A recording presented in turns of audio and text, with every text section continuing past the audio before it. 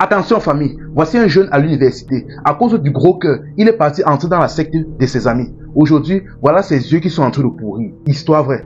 L'affaire se passe au Cameroun. Et pour ceux qui vont me demander comment j'ai fait pour savoir ça, j'étais caché dans un buisson. Voici le jeune en question. Ici, on va l'appeler Michel. Michel est né dans une famille pauvre, mais par la force des choses, il a réussi à entrer à l'université. Bon, pour pouvoir donc s'occuper de lui-même, il était obligé de faire des petits boulots par-ci, par-là. Bon, pour faire ça, c'était un chantier-ça. C'est-à-dire quelqu'un qui faisait tout et n'importe quoi, un débrouillard si vous voulez. Il faisait un peu de tout pour avoir un peu quelque chose, pour se gérer. Sauf qu'un jour donc, il en a eu marre. Bon, dans l'université où il était là, il y avait un groupe de jeunes là. Ils étaient véhiculés et toujours bien sapés, toujours avec les meilleures filles de l'établissement et consorts, dans le même campus. Il a commencé à envier les jeunes là. Tout le temps, il les voyait toujours. Ils avaient l'argent, ils étaient dans les restaurants, ils faisaient des statuts tout le temps.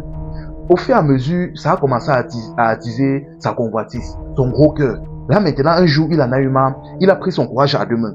Il est parti devant les jeunes en question. Il s'est présenté, il est que franchement, ça fait un certain temps que je vous vois, je voulais venir vous voir, mais... Bref, j'ai pris mon courage à deux mains pour venir vous demander, vous faites comment pour avoir votre argent, et je ne sais pas si vous pouviez me mettre dedans, parce que là, je suis là, ma vie ne donne pas. Je n'arrête pas de faire des chantiers et conso, mais ça ne donne pas. Mes projets, quand j'essaie de lancer, même ça ne prend pas. Donc, je ne sais pas. Si vous avez un secret ou si vous êtes dans quelque chose, mettez-moi dedans. Un des jeunes là, regardez, Michel, il a dit que bon, si c'est... Bon, nous, il a essayé un peu de l'embrouiller, il a dit que non, nous, on gère certains business, ceci, cela, on ne sait pas si tu vas supporter. C'est là où son ami à côté a dit que non, attends.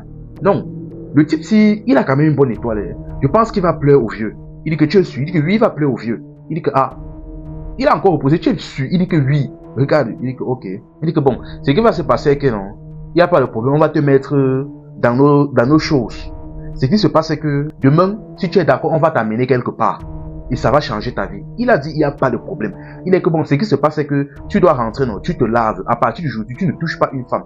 Tu rentres là chez toi, tu te laves. Et à 4 heures du matin, tu te prépares, tu te mets même devant la porte de chez toi, on va venir te chercher.